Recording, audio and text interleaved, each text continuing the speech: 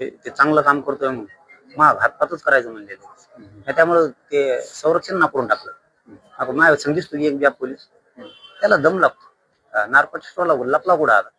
Narco टेस्टवाल्या narco taste लिहायला पाहिजे ना. मला तर आम्ही अर्ज दिला की आम्हाला तुमचं संरक्षणच नको, आमचा विश्वासच नाही राहिला. माझा समाज आणि मी आम्ही दोघं समर्थ आहेत आमचं संरक्षण करायला, कारण मला जात मोठी करायची, जात मला ही पुढे उघडं पडू देत नाहीये.